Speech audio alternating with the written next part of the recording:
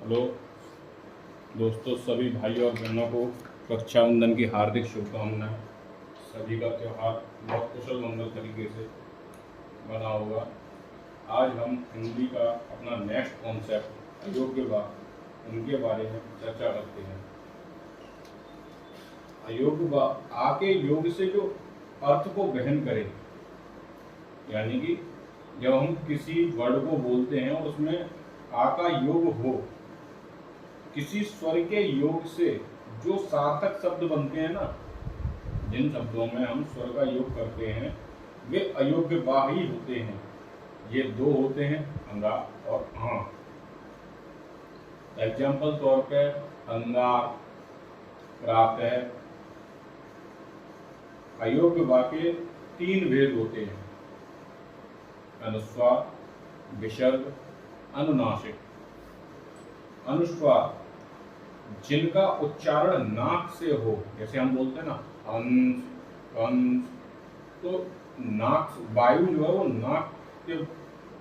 नाक से उच्चरित होती है, तो इन्हें अनुस्वार कहते हैं।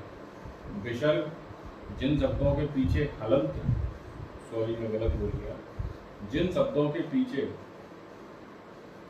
ङा की मात्राएं होती हैं उन्हें विसर्ग कहते हैं। अनुनासिक जिनमें चंद्र बिंदी का हम प्रयोग करते हैं, जैसे आँख, सांप इत्यादि, उन्हें अनुनासिक कहते हैं। अगर इसका अर्थ वहन करें अनुनासिक, जिसमें हम नाक का यूज ही नहीं हो रहा, जैसे अनुस्वार में क्या हो रहा था, हम नाक का यूज कर रहे थे, हंस, कंस, लेकिन आँख, सांप, इनमें क्या हो रहा है, हम नाक, वायु जो है वो नाक से नहीं निकल रही है ना, तो इसे अनुनासिक कहते हैं। इसके बाद अब हमने स्वर के बारे में पहले पढ़ा था, हमने स्वर के बारे में जाना। तीन प्रकार के: ह्रस्व, दीर्घ, प्लुत। अब हम उनको जीवा के और मुख द्वार के आधार पर अलग अलग वर्णित करते हैं।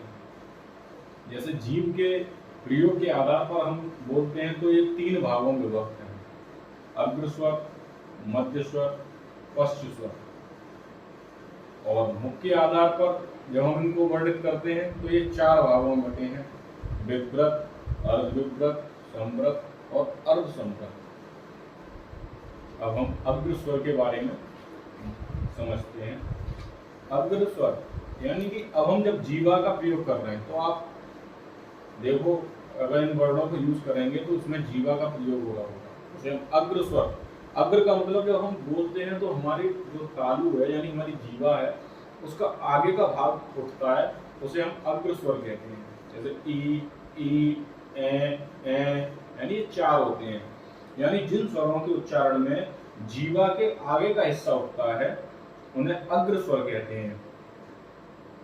मध्य स्वर जिन स्वरों के उच्चारण में जीवा के बीच का हिस्सा उठता है, इसे हम मध्य स्वर भी कहेंगे या केंद्रीय स्वर भी कह सकते हैं।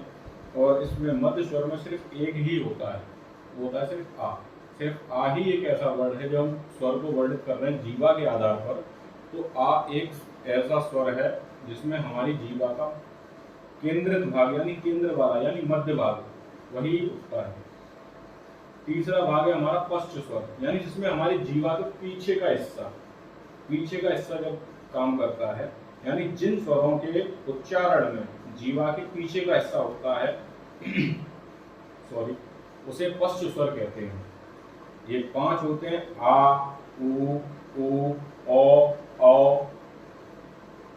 ठीक है, ये तो कि हमने स्वरों के जीव के प्रयोग के आधार पर।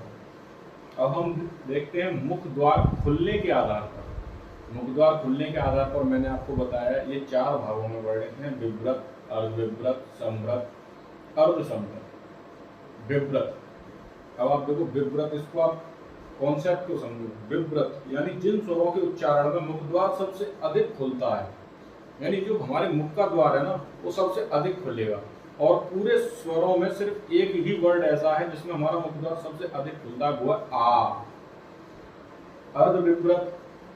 अर्धविव्रत, अब आप समझ ही लो, आप विव्रत समझ गए। विव्रत में हम क्या कर रहे थे, जो हमारा सबसे मुख जो था सबसे बड़ा खुल रहा था, अब अर्ध विवृत यानी कि विवृत से कम, विवृत से कम यानी जिन स्वरों का उच्चारण मुख द्वार, जिन स्वरों का उच्चारण करते समय जो हमारा मुख द्वार है विवृत से कम खुलता है, जैसे कि आ, ए, ओ। इसके बाद हमारा तीसरा आता है समृत।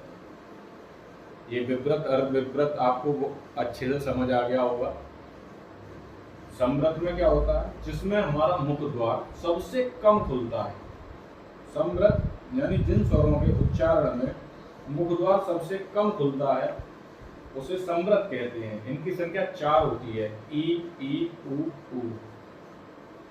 फिर आता है अर्ध समृत यानी समृत से थोड़ा अधिक, यानी ऐसा नहीं आप कंफ्यूज हो जाओ विवृत और अर्ध विवृत में। अर्ध विवृत में तो वो आधा कर रहा था, लेकिन इसमें अर्ध समृत में क्या है, समृत से थोड़ा अधिक खुलेगा, यानी जिन स्वरों के उच्चारण में मुख द्वार समृत से थोड़ा अधिक खुले। समृत में बिल्कुल समृत यानी बिल्कुल सिला हुआ, इसमें अर्ध समृत में क्या है, थोड़ा सा खुल रहा है, यानी उल्टा हो रहा है। पहले हम विवृत और अर्ध विवृत में पढ़ा था, विवृत में क्या हो रहा था, सबसे बड़ा मुख द्वार खुल रहा था, लेकिन अर्ध विवृत में क्या हो रहा था, विवृत से थोड़ा कम।